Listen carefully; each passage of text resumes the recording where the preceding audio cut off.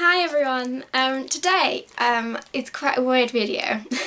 I'm going to take this opportunity to show you what my tube looks like. So as some of you are aware, I can't eat or drink. I have other medical stuff going on as well, but I'd say that's the biggest shift in my life, not being able to eat or drink. Certainly before I had a tube, so I'm going to show you my tube actually, but not actually on me, you'll understand in a minute. Before I had a tube, I didn't even know what a feeding tube was really. Like, I'd only really seen them, like, I don't know, on cancer research adverts, or I'd never really thought about them before until I needed one. So, and I certainly didn't know that you could have them surgically put in, and they could stay in for years and years and years. So, my tube, as all tubes, can break. So I've been given some training recently to hopefully mean that I don't have to go into hospital, because we travel a very long way to go to the hospital that we go to. And we've been given a dummy tube to sort of practice changing connections and stuff. So I thought I would show you my tube. So this is my tube. It all looks very confusing at the second, but give me a minute and I'll explain it all for you. So, if we imagine my hand is my stomach warm, okay? So this is all what's on the outside of my stomach. Mine is nowhere near as long as this. They've got a really long one here. So that's my stomach. This is what is showing on the outside. I'd say mine's about there, so it's nowhere near as long. This one, it's a dual lumen tube. So as you can see, you've got a tube here, and then what you can't see on camera is on the inside there is another tube running through it. So the outside tube, the big tube, is called a gastrostomy, and the tube on the inside is called a jejunal extension, because it goes down to a part of your bowel called the jejunum. So the gastrostomy, gastric, so the contents of my stomach drains off, and jejunal extension running through it. That is the intestinal bit, so that is the jejunum. That bit feeds down into the jejunum, feeds through into my stomach and down into my jejunum, and this one is just for this bit of it, so it'll drain the contents of my stomach. So on the inside of my stomach, we have this, and it's a bumper. For me, I didn't get post-operative advice from the hospital I was at. They were very, very slapdash. I'm at a different hospital now, thank goodness. But I'm quickly going to add this in case you have got a GJ tube. And you'll know what I mean if you've got one. If you don't, bear with me.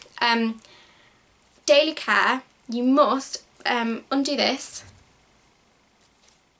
Make sure that this doesn't spin, but push it in and out. Because otherwise, just let me scan it. Your stomach can grow over this bumper, and that's called buried bumper syndrome. I had buried bumper syndrome, and it was horrific. I had 2 operations, one in which I was covered in blood, and it was horrendous. I've never been in so much pain in my life. So if you have one, you can't spin it like a normal tube, because otherwise you displace this tube, which is feeding you down in your bowel. Anyway, back to the main video. Yes, so this is the external fixator, and this is the bumper on the inside. So if we follow this tube down, this is my feeding tube, so it'll feed me down into the right place in my bowel. As you can see, it's pretty long. That's because I have significant dysmotility, which means that basically my bowel doesn't work properly at all. My whole gastrointestinal system doesn't work properly.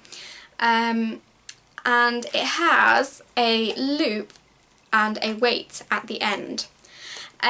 This is so that it stays put in your bowel, because obviously if you spin this outside bit, which you really shouldn't, and I take mine down so that it doesn't happen, you're going to displace this.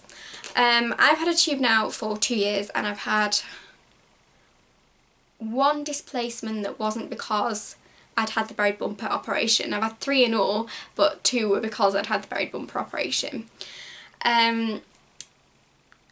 Yes. I'm making this video because I would have loved there to have been something like this on YouTube when I was getting my tube.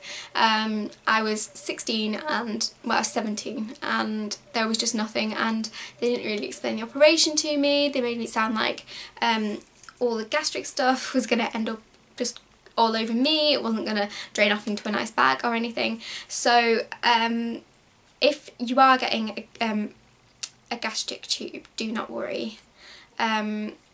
It's not a big thing. It's very easy to conceal under clothes if that's what you want to do. Alternatively, it's quite a discreet thing if you want it out from your clothes. It's not a big thing. And I'd also say, before I was getting this, me and Mum were planning about where we were going to put holes on my clothes. You don't need to make holes in your clothes. Honestly, I wear dresses and I just let the tube hang out the bottom, and I wear tops and they just come out to the side. It's fine. You don't need to change any of your clothing. I hope this made sense. I hope this video made sense. It's basically just to show the tube I've got, really. I thought it was quite a unique opportunity. So I've got, it's quite a new tube, so it's like dual lumen, so it goes down to the bowel and lets all the gastric stuff out. So instead of having to have 2 different tubes at different places on my abdomen, I can just have 1. So I thought that was a pretty good invention. I'm very grateful to the person, whoever you are, wherever you are, that invented that. So yes, weird video, but I just thought I would share that with you. So thank you very much for watching. I'll see you again next time. Bye.